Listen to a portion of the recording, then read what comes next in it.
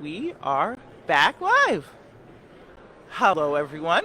Back live here again at CPAC. I am here with John Lott, who is amazing. You're a writer, I am. and you've done a lot of stuff. You have a PhD in economics. Great. Why don't you tell everybody, my audience, a little bit about you and what you've written and what you're doing here at CPAC? Sure. Well, I've been an academic most of my life. I've had positions at Stanford, Yale, University of Chicago, the Wharton Business School. Probably best known, though, for my book, More Guns, Less Crime. And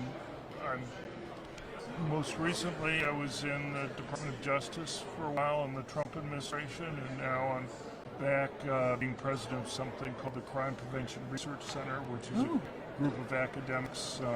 People can find our work at crimeresearch.org, crimeresearch.org. Awesome. That's pretty impressive. Working with the president and then going back, and you're still getting out there and making sure that you're educating people. Right, well, that's our goal, to try to get the data out there so people understand what makes them safe and what makes life dangerous for them. And our goal is to try to make people safe as possible, try to reduce crime. Right. And it's not the gun that is the danger. It's proper, you know how to properly use a weapon. Right. That Guns make it easier for bad things to happen, but they also make it easier for people to protect themselves, Right. prevent bad things from happening.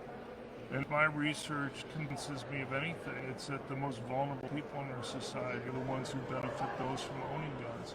People who are relatively weaker physically, women and the elderly, benefit much more, and people who are much more likely to be victims of violent crime, particularly poor minorities who live in high crime urban areas.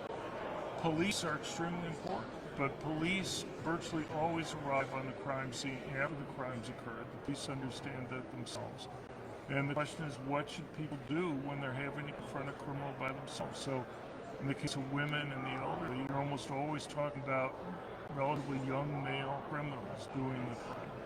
And when a man is attacking a woman, there's a larger strength difference there on average than a man's attacking another man. And so the presence of a gun represents a much bigger relative change in a woman's ability to go and protect herself than it does for a man. And for the people who are most likely victims of crime, it's not really rocket science to understand that if the police can't get there right away, or they get there afterwards, they're most likely to be a victim of crime, why they would benefit most from having a gun for protection. Right. And I actually got my gun license this year, or last year, when I was running for Congress because of the little threats that I was getting. I was threatened with gang rape. I was threatened to be murdered, have my house shot up, and I have 3 small children. Wow. So, for me, it was like, I never brought them to any of my rallies within my state. I brought them to the one rally I'd bring them to was down in DC, and my children were attacked at that rally. Jeez. And yeah, our whole family was attacked at that rally. I'm And so sorry. we're strong and we can hold our own. But the fact is everything that was being said to me, I was literally in fear that somebody was going to drive. I had to move my family out of our house for a while because of the level of threats that I was getting, and it was very scary. So now I've gone through the gun training. I've got my LTC. I'm part of the NRA. I've gone to the gun range, and I feel so much more comfortable and confident that I'm alone a lot. I travel when I do all of my campaigning. I'm by myself. And I need that protection, especially when I'm going back to my car or I'm walking by myself, because those are the vulnerable times where we'll get attacked. That has happened to me numerous times since I've been running. I can't even tell you how many times I've been attacked, and I've had 3 that were physical, and one that actually sent me to the hospital. I was okay. It was just like, the fact that the way people portray this going on in society and what they're allowing people to get away with.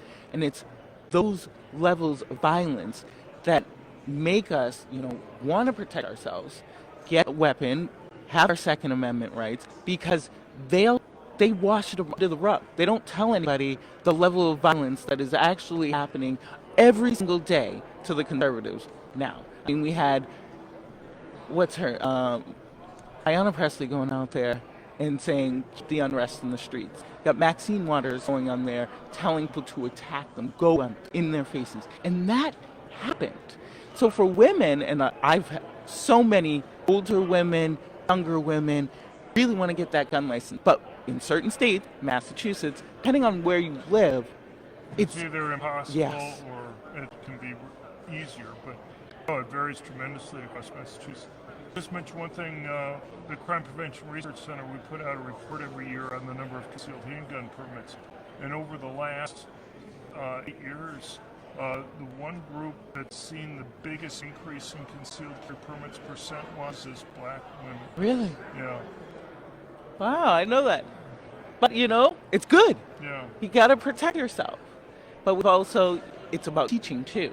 You got to educate your children. Like a gun is not a toy. It is not something to be used. It's your last resort. That is your last. Like in Massachusetts, they want you to run away before you protect yourself. Now, I'm going to protect my home, my family first. You're not coming in. I'm not jumping out the window. This is my home. You're going to go. Like that's the thing. It's like no, there's some states. Most states, I think it's like 31 are stand your ground type states. yeah, And there's a reason why states have moved to stand your ground over time. It used to be kind of bipartisan consensus to do that because when people have to retreat as far as possible, sometimes that creates delays in terms of people's ability to go and defend themselves. There's also kind of a gray area. What does it mean to retreat as far as possible? yeah. And you have instances from states, I can give you examples where one case in Oklahoma before they changed their law, a man had pulled into a grocery store, had been attacked by a robber. The robber had knocked him down once on the ground. The gentleman was being attacked was 67. He got up. The robber knocked him down a second time. He got up, tried to run away. The robber knocked him down a third time. And at that time, he pulled out his permanent concealed handgun and fatally shot the robber. The local prosecutor, though, said that it was still possible for him to retreat even further, and so prosecuted him. Those are the types of cases that generate outrage and also generate doubt in people's minds. When am I able to go and use my gun? And so maybe somebody else would wait too long because they would be worried, am I going to be prosecuted also? And so it's one reason why we've seen states move to stand your ground type laws, and just have a bright line there. But you still have to meet certain requirements. You still have to pass what's called a reasonable person test. A reasonable person would have to believe that you were in serious risk of death or serious injury. Right. So you just can't go and shoot first, as the gun control people would phrase these types of laws as being. And that is not the case at all. It's not shoot first, ask questions later. It's protecting yourself. Right. That's what it's all about protection. And like you said, at what point cannot protect myself? Why should I have to run away when that threat's coming at me and assaulted 3 times before he shot? And he's an elderly man. Right. So these are at what point can I defend myself? And why are you telling me what point that level is when I'm in definite fear of my life? Sure. No, the person's not there, never going to know exactly the threat that you face. But the big problem is just the grayness of what, when you're allowed to do it. And having bright lines for both the attacker and the victim know when it's legal for the victim to do it, I think helps deter people from attacking to begin with and makes the victim safer. Absolutely. And you're a best-selling author? I What's your book so people can find it? Well, I have 10 books. Wow. My best-known one is More Guns, Less Crime from the University of Chicago Press. My most recent one is Gun Control Myths. But I've written on a range of different topics from gun control, economics, because as mentioned, I have a PhD in economics, So, but Oh, economics, we could go on for a long time on that subject, especially when you're looking at what's going on right now. According to Biden, we're not smart enough to even. well, there's a lot of things we could talk about. His push on different types of gun control laws right now. Wants to take them all away. Well, I actually believe that's what they want to do. I think they want to make it particularly costly, at least initially. And the people that they're going to harm are going to be, again, those vulnerable people. I mean, my research, as I say, indicates it's basically poor minorities who live in high crime urban areas, the people who are the most likely victims of violent crime. So, you go and he wants to classify semi-automatic rifles as Class 3 weapons. That's a $200 fee to go and do that. I mean, who do you think you stop from owning a gun if you have a $200 fee that's there? It's not wealthy people who live in the suburbs that you're stopping. It's the people who need it the most. I'll give you a simple example. Compare Illinois and Indiana. Illinois, only about 3% of the adult population has a concealed carry permit. In Indiana, it's about 20%. You also see a big change in the mix. In Illinois, it's overwhelmingly basically whites who live in the suburbs. In Indiana, you have much more minorities having concealed carry permits, and there's a simple reason for that. In Illinois, it costs $450 to go through the process to go and get a concealed carry permit, pay the fees, to do the training. In Indiana, it's $0. Wow. And so you make it more costly for people to get permits. You have a lot for people who go and get permits. Yeah. And also, if you make it costly, it's fine that wealthy people in the suburbs get permits. But they're not the ones who are most likely to be victims of violent crime. And it's not just the costs that they have there. They do lots of other things. So, for example, in Illinois, you're not allowed to take a gun, even a permitted gun, on public transportation. There's no training facilities in Chicago. So if you're in Chicago, you have to get 16 hours of training. And you don't own a car.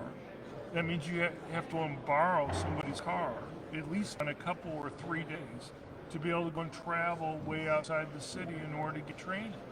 Well, who do you think you're stopping? It's kind of like they went through a checklist that said, poor people who live in Chicago, we're making it as difficult. Can't you use public transportation to go to these places? But yet they have the highest crime rate in the country. Well, it is high, and it's been increasing. But, it's not hard to figure out why Chicago has high murder rates and high violent crime rates. The most recent numbers, only about 20% of murders in Chicago result in arrest. And for gang murders, it's even lower. And you're talking about single digits in terms of convictions for people who go and do gang murders. And so nationwide, about 64% of murders result in arrest. If you're talking about gang murders in Chicago where single digits end up being convicted, is it really rocket science to understand that if there's very little chance of ending up in prison for committing a gang-related murder, you're going to do a lot more of those types of crimes? I mean, what's the cost? What's the risk for them doing it? I mean, it's a simple idea. If you make it riskier for criminals to commit crimes, they're going to commit fewer crimes. And you can do that with policing, you can do that with prosecutors, but you can also make it risky for them to do that if citizens who are the victims are able to go and defend themselves. And the thing is, Democrats talk about caring about the poor, and yet who do they think is being harmed by this crime? Whose communities are being destroyed by this type of crime? I'll give you one other example. I mean, you have Massachusetts. Massachusetts is one of 7 states which are so-called may-issue states, where you have to go and give a reason for being able to go and be granted a permit, and then some public official will determine it. I was able to get the list of all the concealed carry permit holders for Los Angeles County from a few years ago. Los Angeles has about 8.5 million adults. but they only issued about 216 concealed handgun permits. Wow. And you go and you look at it, and it's like nationwide, over a third of permit holders are women. In Los Angeles County, it's 7%. Nationwide, about 14% of permit holders are blacks. In Los Angeles County, it's just over 6%. 54% of Los Angeles County's population is Hispanic. Only about 6% of the permit holders are there. So basically, the people that they've given it to are wealthy, very politically connected white males who, are essentially able to go and get favors from the politicians that are there. Now, do we believe women are much less likely to have crimes committed against them in Los Angeles County than in the rest of the country? That only 7% compared to third nationwide? That's not serious stuff. It's just that the fact that when you allow discretion and you have to go and demonstrate a need, the Democrats who are in control there have basically decided that only wealthy white guys who live in the suburbs are the ones who need to go and get permits. And that's fine. I'm glad that they get permits, but they're not the ones who benefit the most. That my research convinces me benefits most from being able to have guns for protection. Thank God that you were doing that research. You can find more at our website at crimeresearch.org, crimeresearch.org. crimeresearch.org. Awesome. We will definitely go out and check that. Thank you so much for coming over and talking to me. Oh, no. This is my first CPAC. Well, I guess that. I've been here before. Not in Florida. They usually have them up in Yes, this is the first time that. Is it going to be in Florida now going forward? I don't know. You'll have to see. But it's basically because of the coronavirus we're wearing these masks. So, who knows what the deal would be in the future. I mean, they only decided, I guess, late last fall that they were going to be moving it here. Absolutely. I love this. Awesome. Hi. Yeah. Great. So, all right. Well, thank you so much, John. It's been awesome. And definitely check me out. Sure. Do you have podcasts or your thing? I Facebook Live. I stream it on my Facebook page, and then we share it on my YouTube page. We have to get up to enough followers on YouTube first. But then I also am live on WSMN in Nashville. Okay. But you have it on YouTube? Yeah, on my Facebook, and then I share it up, upload it to my YouTube. Okay. So you'll be able to catch it. All right. Well, thanks very much. You're welcome. Thank you.